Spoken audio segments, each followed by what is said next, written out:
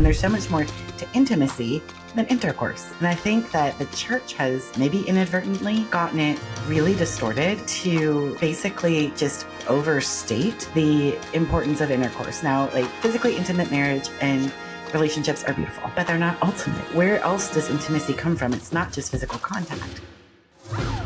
If betrayal trauma has touched your life, you're not alone and healing is possible. This is Betrayal Recovery Radio, the official podcast of the Association of Partners of Sex Addict Trauma Specialists. I'm Dr. Jake Porter, and each week we explore the science, soul, and stories of transformation after betrayal. This podcast is for betrayed partners, for those who've caused harm, and for the professionals walking with them through the healing. Because even in the ashes of betrayal, something beautiful, something strong, something triumphant can rise.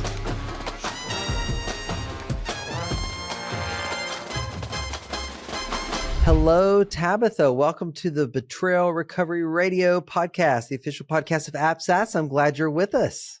Thank you so much. I'm excited to be here. Yeah, I'm excited to have you. Been looking forward to this conversation. We met at the ITAP symposium a few months ago, where I saw you and I said, "Hey, I know you. I saw your book online. It popped up in my recommended, like Amazon recommended it to me." And so I'm glad we're finally getting to have this conversation. I've already read kind of your formal bio, but I'd love for you to start by just letting our listeners know who you are from your own mouth. So what do people need to know about you? Yeah, absolutely. My team calls me Alphabet Soup because there is a lot of certifications. And so we just don't have to go through all of those. But I think the funnest fact about me is that I drive a camper van named Vanquility, and she is my emotional support vehicle. So I take her all over the place between my two offices, and I absolutely love her. And I'm kind of known for riding around in her. That is very unique. You were certainly the first guest I've had that I know of that has an emotional support vehicle. That's funny. All right. And I want to go a little deeper into your story, because in your book, you mentioned that a lot of this comes from your own story. So to whatever degree you feel comfortable, can you share with our guests about your life? Yeah, absolutely. So I come by this honestly. I am a survivor of childhood sexual abuse and a survivor of domestic abuse with sexual abuse in my marriage. And I've also worked with hundreds of women in this space. And this book is a culmination of my own healing and also the healing I've walked beside women in for a very long time now. So, kind of almost happened by accident in a way. I'm a ministry partner with this organization called To Peace Ministries, and Called to Peace serves survivors of domestic abuse and coercive control in the church. And I've spoken with them for a number of years. And I got a call one day before the retreat one year, and the founder, Joy Forrest, said, "We need to talk about sex." And God said it should be you. And I was like, all right. And like any good Christian, I'm like, I should pray about that. Meanwhile, God's like, no, the answer is yes. Just say yes. I was like, can't do that. So I hung up, and God was like, ma'am.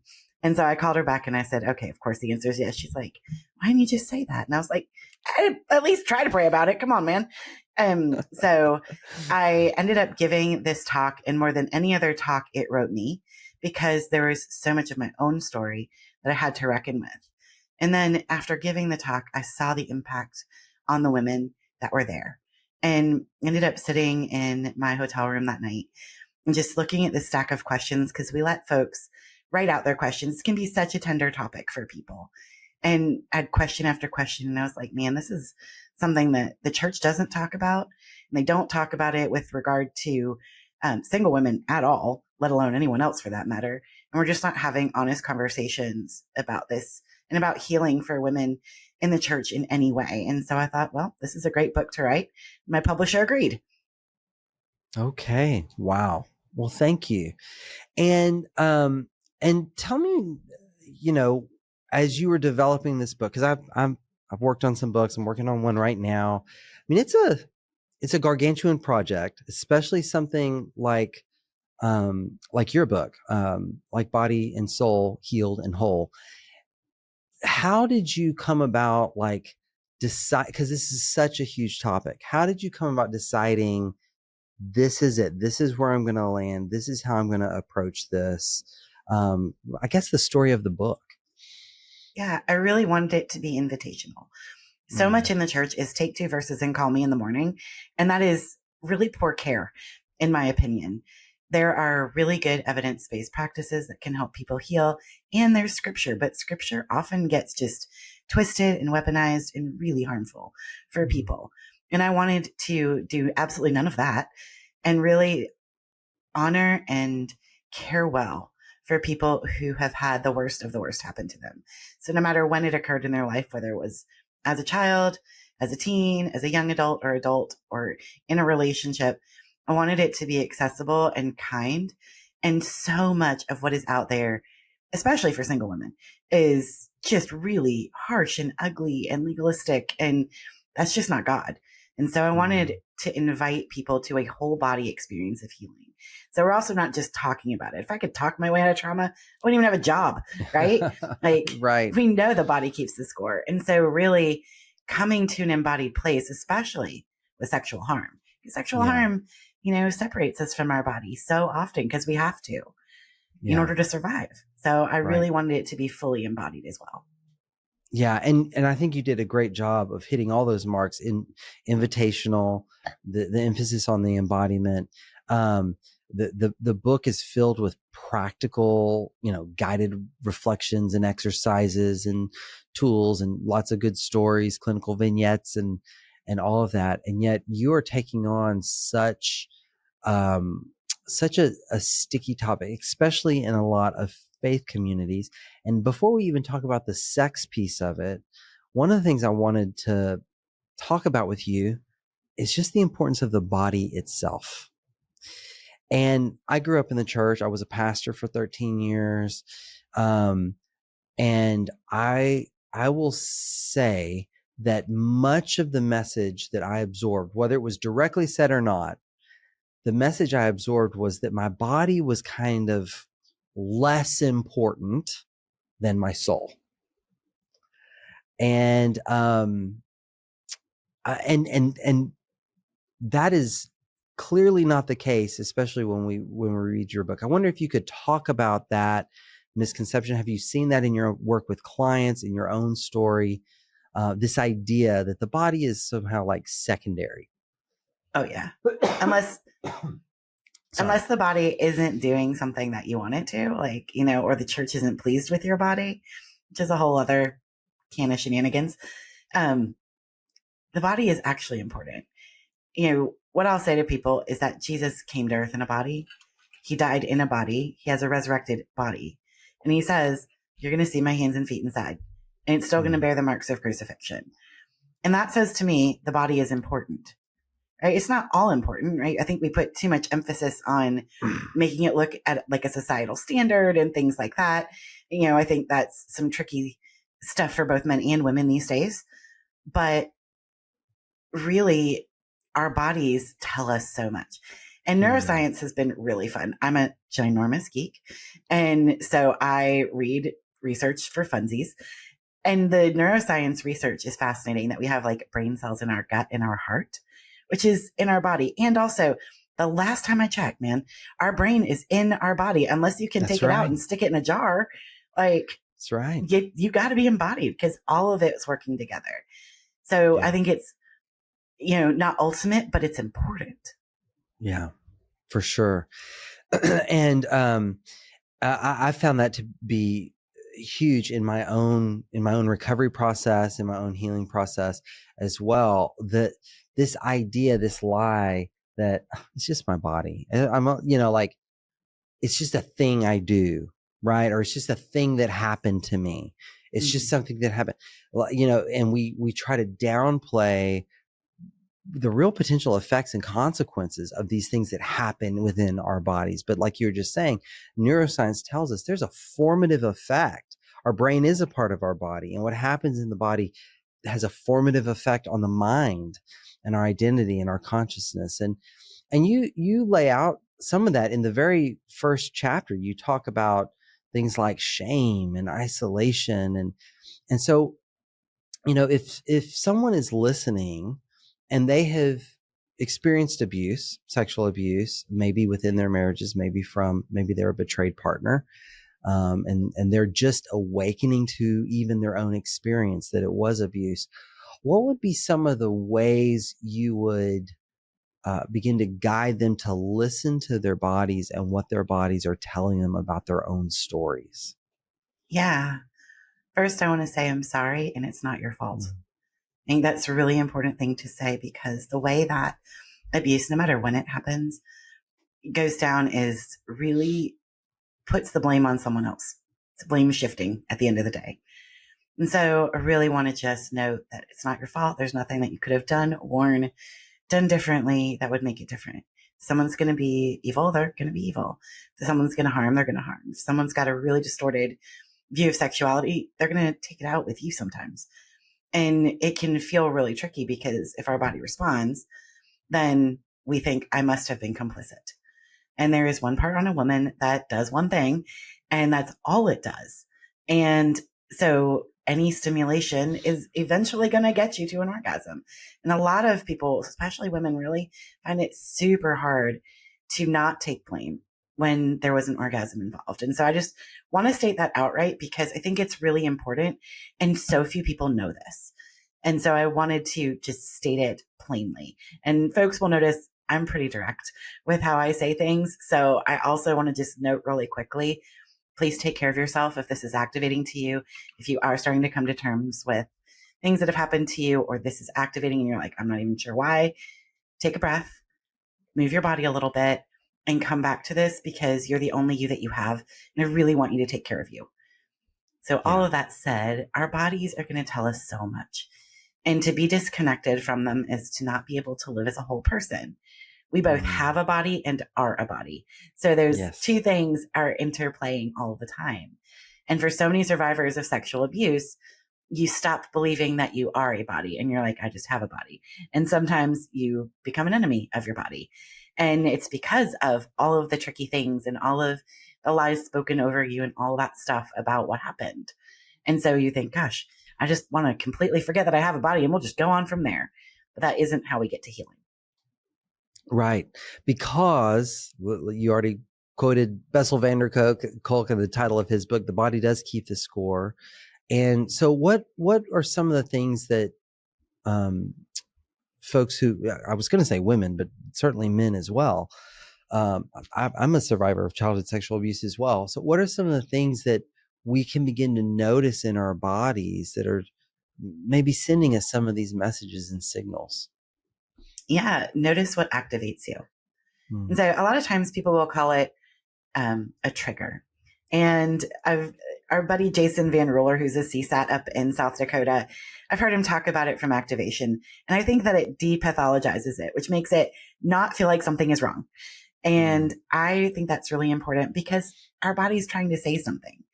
And so let's say we are watching a movie and a really difficult scene comes by. Maybe it is verbal abuse or sexual abuse or something. And we go, oh my gosh, like, I don't know why I feel this way. I got to turn this off right now. And that's our body going, hey, something's here. We want to be curious. And I think being curious about our activation is such a nice stance because nobody ever heals. Like if you're like, go heal, stop it. How does that work for anybody? Literally never. And so inviting ourselves to be curious about what's happening, not being afraid of it. That is something that if you're not connected to your body and it starts talking to you, you're like, what is happening? And so being really gentle and invitational, going, okay, what is happening? What are you trying to say? You know, if you look at pictures, and this is true of people who have significant developmental trauma or childhood abuse, look at pictures from when you were growing up. You're like, I don't remember this, but I feel really activated when I look at it. And that's just a moment to sit and be curious and go, man, what was happening there? And obviously, of course, get help from a therapist or a really great coach if you need that and you can't quite make heads or tails of it, but always being curious and gentle. I always think of the verse in Romans. It says, God's kindness leads us to repentance. Right. And he's not ever somebody who's hitting us over the head with the King James version of the Bible, ever. So he's always invitational, even in the garden, right? Like we always think of him saying, where are you? It's so mean. But I think it was more tender. Like, where are you? Yeah. Yeah, I agree. And I do think in fact, I was just saying this, I feel like it was today. It could have been yesterday. Who knows? It's all running together. But I was just saying to someone, like, our bodies, I believe God's design is that our bodies are where we sense wisdom, right? I don't think we think our way to wisdom. I think God has wired our bodies, our guts for a level of knowing and intuition that obviously we can take it too far. We can distort it and all of that. But here's another way I say it. It's like, it's a warning light, right? It's a piece of data. It's not all the data, right? It's not the only thing to act on, but it's also to disregard it is to cut off part of reality, part of the big picture. Because there's a message there. There's always a message in my emotion that's important, and it's real. It's real. The feeling is real. Yeah. But people struggle. People really struggle to open themselves to feeling some of that. And I can think of some reasons why, but what are some of the reasons you've heard that people are resistant to learning to listen to their bodies again? Crappy theology. That would be one of Thank them. you. Yes. In the Yes. church, for sure. Saying that our emotions, oh gosh, let's see, it's in Jeremiah. The heart is desperately wicked. Who can know it? That's right. Except the answer is God, who also, Yeah. if you believe what I believe, is, fills you with the Holy Spirit when you decide, to believe in him and whatnot. And so if that is true, then that is also then not accurate, right? Like, Right. again, we don't live and die by emotions, but we actually use them as a check engine light. And they That's are right. important. And Jesus had them. That's right. So like if we look at him as our example, which is what we're supposed to do as Christians, then he's our example. And we see him anxious and in agony and, angry and all of these different things. And we know he is sinless. So you can't say that I'm made in the image and likeness of God and I'm just supposed to be a flat cardboard box. That doesn't work that way. We're talking about the God of the universe who created fish with light bulbs on their heads in the deep ocean that looks really terrifying, but is really only the size of the palm of your hand. And that is a creative God. So why wouldn't he give us emotions? Why wouldn't he give us these complex bodies? He says we're fearfully and wonderfully made. That's right. That's right. And I always point out, the longest book in the Bible is Psalms. And if you actually read Psalms, it's all emotion. It's a bunch of songs, and there's songs of joy and songs of gratitude and songs of fear and songs of anger and right. But the most print in the Bible, the book with the most print, is really largely emotional content. Yeah. So crappy theology is one. Here's one that I've encountered and would love to hear you respond to and talk about. And that's when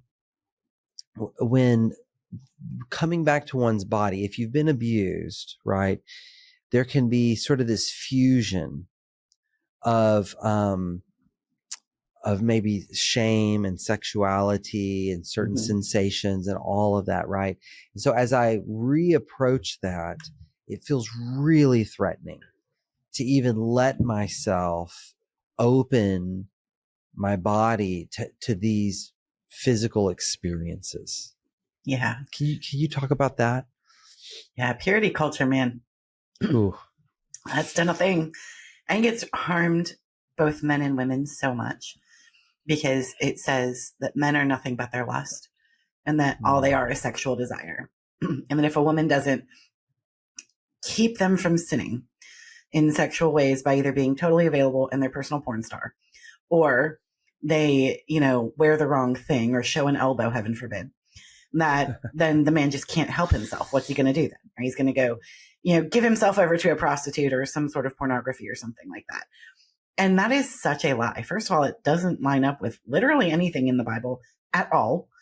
And it's just so untrue because there's so much more to every human being than their sex drive. We're multifaceted human beings, and there's so much more to intimacy than intercourse.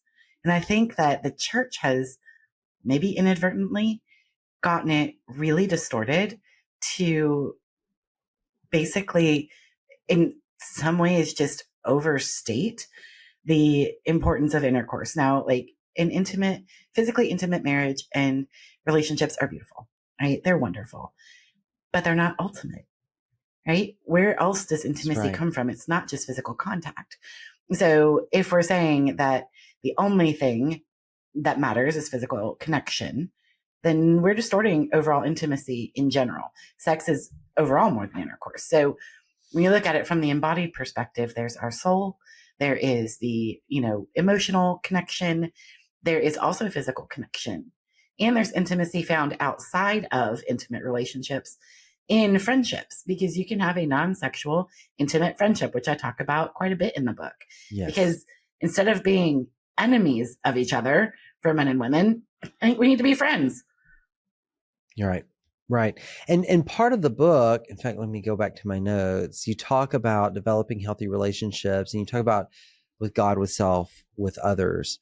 And let's go there. And this podcast is particularly for folks who've been betrayed, or maybe who committed the betrayal.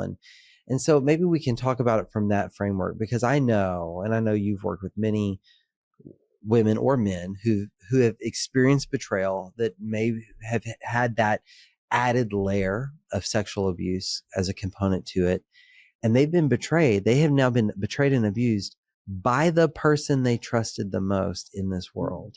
Yeah. And the cascading effects from that, other relationships, both downstream, and I'm thinking about family, friends, but also upstream to God, is huge. So what are some of the ways that people begin to do that work of reconnecting? Yeah. I'm going to take two sides of this. I want to talk about the betrayer and the betrayed. So I'm going to start with the betrayed. It is a horrible feeling to find that your partner has stepped out of the relationship in whatever way they have, and that they are doing things sexually that are harmful, or they're asking you to do things sexually that are harmful. Because there's, as I know, being a CSAT, that there's a ton of different ways that this can show itself. And I'm going to be really careful on how I talk about it, because I'm not trying to traumatize the audience today, but there are any number of things that have happened for people. And I do talk about some of the more challenging ones in the book. I'm really mindful of that, because I think they need to be talked about. And so there's the, oh my gosh, how am I going to get through this? It feels like being stabbed to death slowly over time. It's really terrible. And you don't know which way is up. And if scripture was used as part of it, and you care about your relationship with God, then it makes it feel almost like God sanctioned the betrayal. Right. And that's absolutely awful. And so you're left sitting in really a pile of suck, trying to figure out which way is even up. You feel crazy. You feel like, how am I ever going to get through this? How could I ever trust this person again? And maybe you can't, right? We don't know. It depends. There's a lot of factors that depend on that. But you're just sitting there feeling like you're bleeding out, and like nobody gets it. And that is such a hard place. Yes. And so, none of us go into marriage thinking, I'd really like this to have betrayal components. That sounds fun. And for the betrayer, they don't go into it thinking, I'd like to betray people most of the time. Now, I'm going to make a distinction between betrayers and abusers. And we're going to talk just a minute about coercive control. There is a decided difference between someone who struggles with compulsive sexual behavior, who is an abuser, and someone who struggles with compulsive sexual behavior and is not. And someone who struggles and isn't overall an abusive individual, they are not trying to take the personhood of their partner. And that's the big difference. They see their partner as property when they are a coercive controller or abuser. And so it's really important to understand that you're not playing with the same set of rules here. So the guys that I work with, and I do both batterer intervention and I do, betrayer work. So I do a little bit of both. The difference is I'm heartbroken over what I've done to my spouse. I want to change it. It's sitting on top of trauma. You can start to disentangle that. You can do some trauma work around that. They are not controlling every aspect of their partner's life. They are not seeing their partner as property. It's a very different space. When you have a coercive controller or abuser, their spouse is essentially a couch that can talk. I refer to it when I'm doing batterer intervention groups as a living blow-up doll, because it's just property. And why would the property talk back? And why can't I have what I want? There's such a deep sense of entitlement that feeds through the entire relationship. So all addiction is abusive, but not not all addicts are abusers. And that Mm. can be really tricky because to the Yeah. betrayed, it feels the same. Right. There's still harm. So I don't want anyone to hear me minimizing that, like, if they're, quote unquote, just an addict, that it's any better. No, it's terrible. Still needs to be lots of repair, lots of healing. Right. But there's hope for the relationship. Maybe. Sometimes things are too broken to fix. For me, the way that I look at it, I am not as concerned about reconciling the relationship. I'm more concerned about reconciling the person. So the person first needs to reconcile to God. And then if the relationship can be reconciled, okay, great. And sometimes things are just so broken, even when it is addiction and not abuse, that you just can't fix it. So I'm just going to be really honest about that and just say that, because I don't want anyone to get the wrong idea. But when there's coercion and control, the first thing that has to happen is accountability. You have to start shifting how you see your partner. And you have to see them as an actual living, breathing image bearer of God versus the couch. And that is tricky, and they are very different. And it's why it's really important to me for therapists to learn how to see the difference, because it's a whole different ballgame.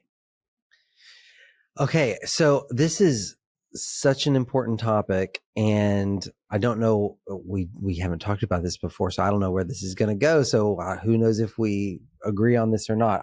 First of all, I do agree that there's a difference between a sex addict who in the addiction, did things that feel abusive, that were abusive, and that person not being an abuser characterologically, right? I'm 100% with you. I have where some people struggle, some partners struggle, is there's a lot out there that wants to label all people who betrayed as abusers. Yes. And I fear for the partners who buy into that message, because it's lumping them into a category that often feels really hopeless, and is informing the meaning making of their own story. How can partners who've been betrayed, so the betrayed partners, how can they try to discern their own reality around this issue? Yeah. And I'm wondering if the body plays a role in this. It does. Also, here's what I'll say. If you call everything abuse, nothing is abuse. So you do have to be really, really wise about understanding the nuance. And it really comes down to power and control. So who has the power and control? How are you seen as a betrayed partner? So for example, if you were to say, I don't want to have sex tonight, to your spouse, what's the response? Now, with an addicted person, they might not be real happy, but they aren't going to cut your food budget. Or in the case of a number of my clients, actually, where they have celiac disease and the spouse brings home, because they have no access to the finances, foods containing gluten, and they say, starve or suffer. And that's a very different paradigm. I've had clients where the spouse said, oh, I want to take a nap. So you get to go on the porch with all the kids, no matter what time of year it is, whether they have shoes on or not. Those are things where we're seeing that denigration of personhood in another person. And that's different. So when you're looking at it as a betrayed partner, is it just limited to sexual or financial? Because we know, you and I both know, that a lot of addicts are like spending money that the family does not have on, things they ought not be spending it on, or certainly are not in their best interest. But what is happening? Do you have access to the finances? Do you get to make faith-based decisions? How isolated are you? Are you allowed to go do things? What happens when you disagree is literally my favorite question of all time, because truly abusive individuals do not like that. I'm also not a big fan of narcissistic abuse at all. I don't like that term because it minimizes what's actually happening. And it puts it in the mental health realm of like, oh, if they just get therapy. And that's not what's happening here. This is a core sense of entitlement that is so much deeper than just a personality disorder. So much deeper than that. And can narcissists be abusers? Of course they can, but so can people who aren't. And that is part of the really important delineation. So when we hear these things and someone's like, I don't even know which way is up. Like, I don't have access to the finances, or if I do, I'm not allowed to touch them, Or if I disagree, then he might not talk to me or she might not talk to me for days and days. And that's more than stonewalling, right? So if you're familiar with Gottman therapy, there are the four horsemen, there's criticism, contempt, stonewalling, and having a moment, defensiveness. There we go. Yeah. And it's more than just that. And contempt, if you really look at it, is abusive when it's patterned. So you're looking for a pattern of power and control. How much you do you get to be? And if the answer is not a lot or none at all, we got a problem. Wow.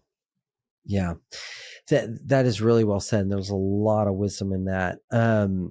A whole lot, because again, and you said it, I'm going to say it too. We're not minimizing the experience of people who discovered betrayal and their partners, have hidden all this stuff, which is a form of control, hiding, reality, right? Being deceptive and hiding reality.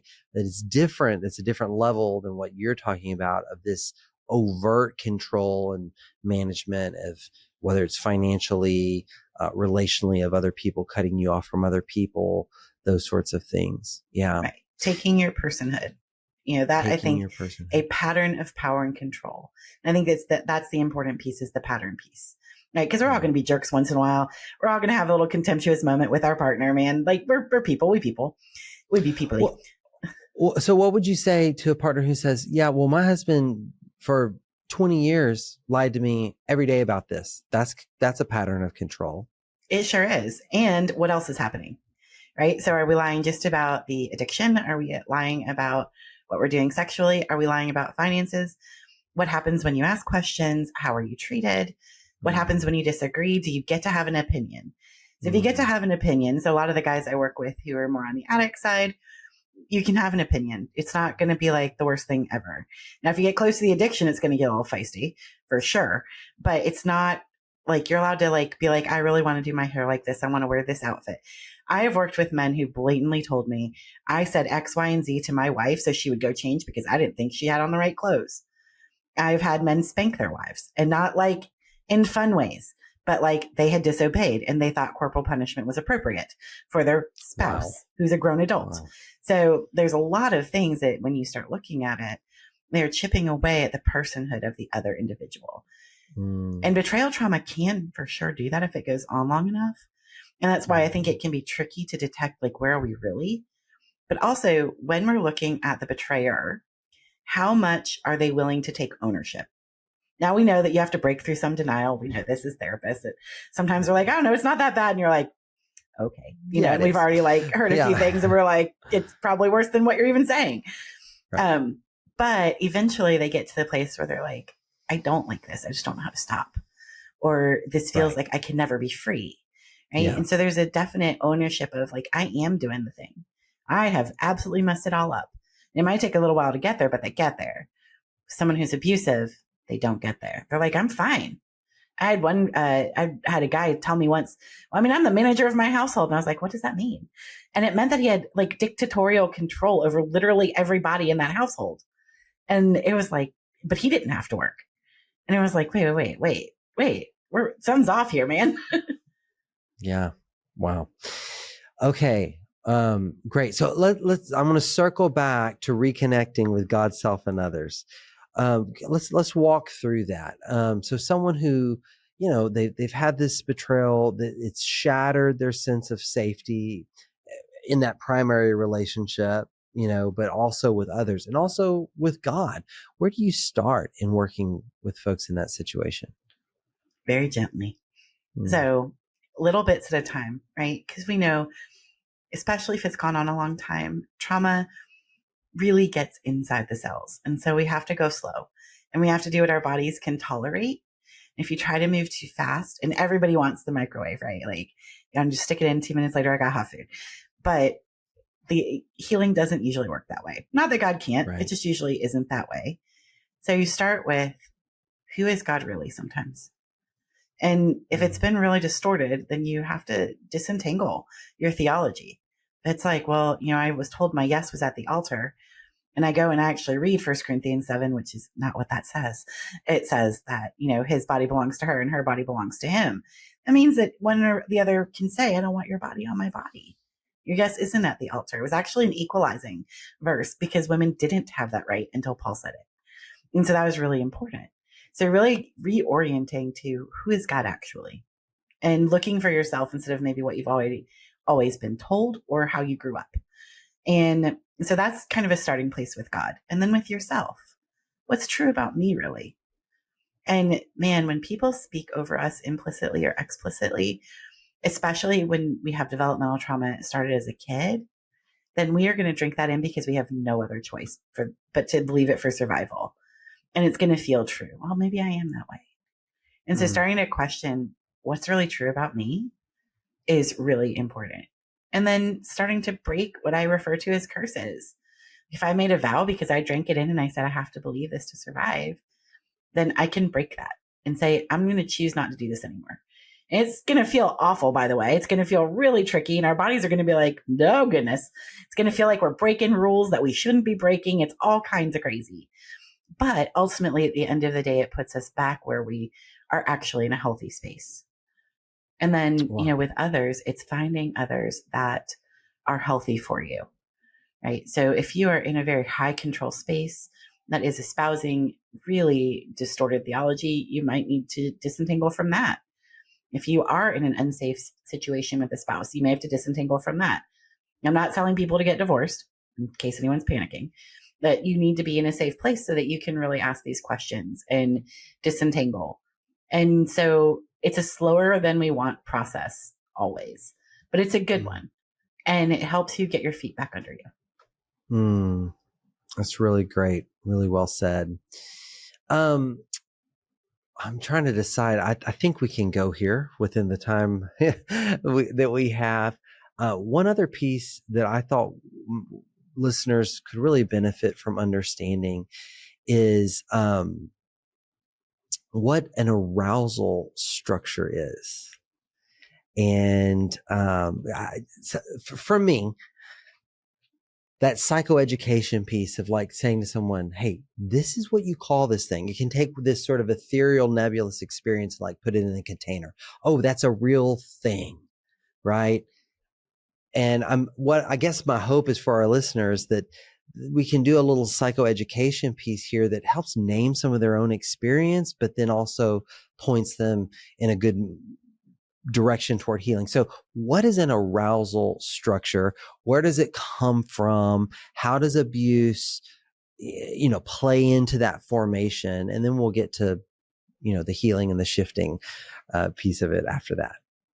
I love this question so much because we don't learn about this. No. We don't learn about it in school, in sex ed. We don't learn about it in the church. And it's so important. If you've never asked yourself, what turns me on and why?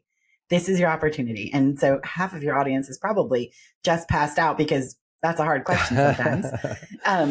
But it is such a vital, important thing. So our arousal structure or arousal template is really the constellation. So all the stuff together that gives us arousal. And we have a million of them. They're not just sexual. Right. We have them in lots of places. Like I have arousal to get up out of bed in the morning because if my heart doesn't start beating faster, I don't release some cortisol, I'm just going to lay there like a dead fish. And so I need my body to start waking up. And that's what it does. And so when we are growing up, when we are having sexual experiences, we are forming our arousal template. Our faith structure helps us form it.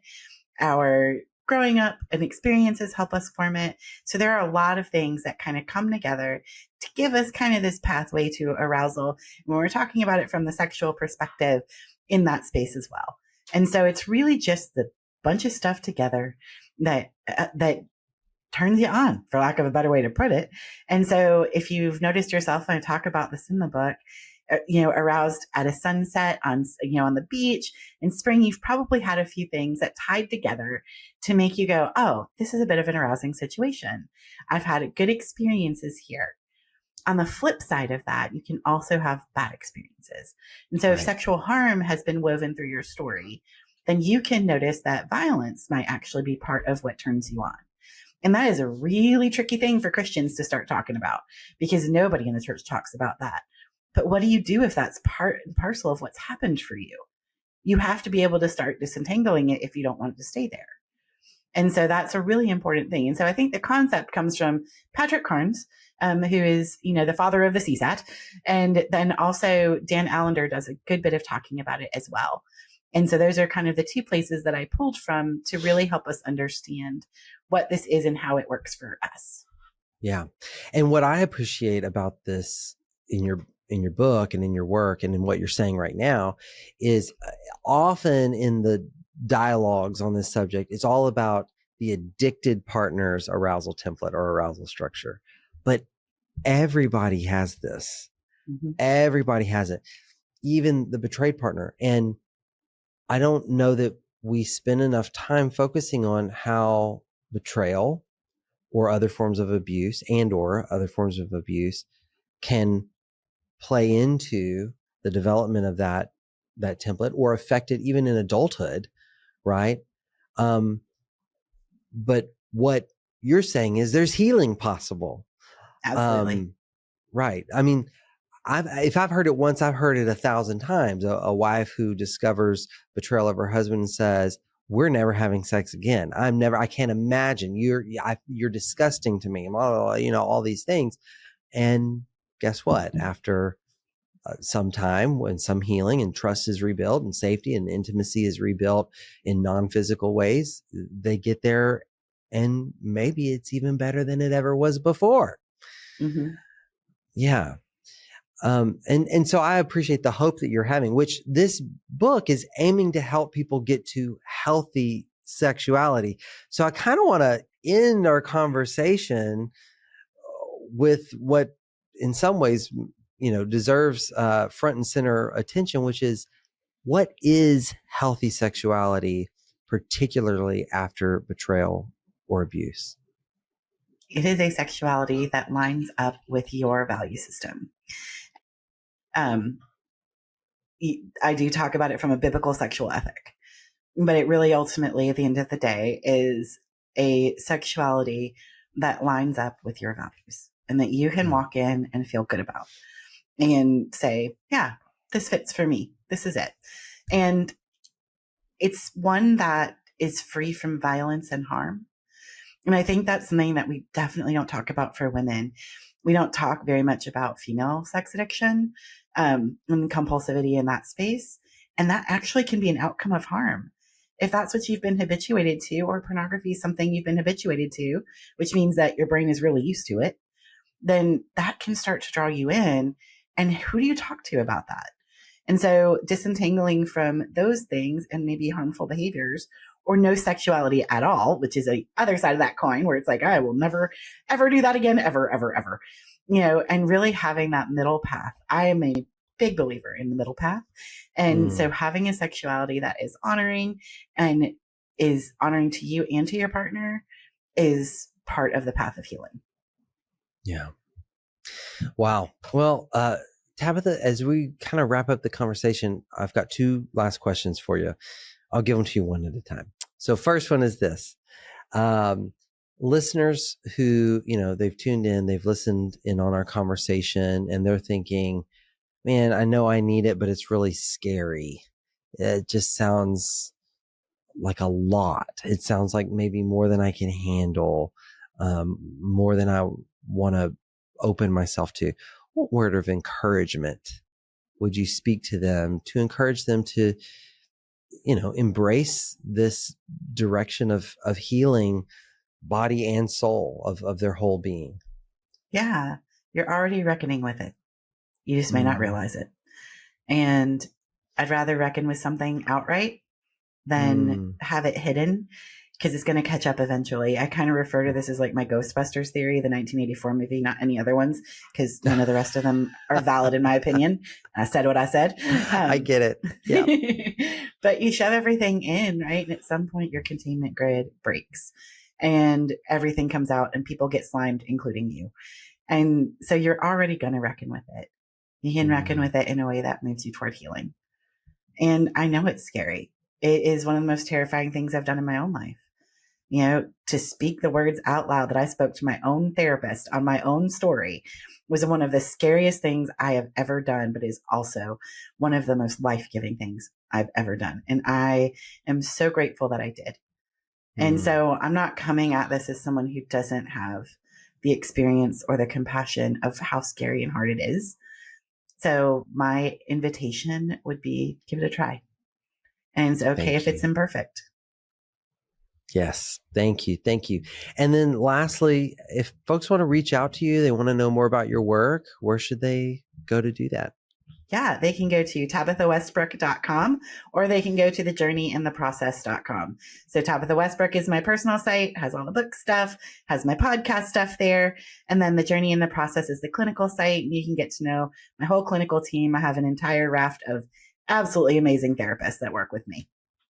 Fantastic. Well, Tabitha, thank you for your time. Thank you for your work. I appreciate it so much. We'll have all those links in the show notes. So if you're driving or listening or whatever, don't have a wreck trying to write it down, just go back to the show notes later. Tabitha, thank you. Thank you for your work.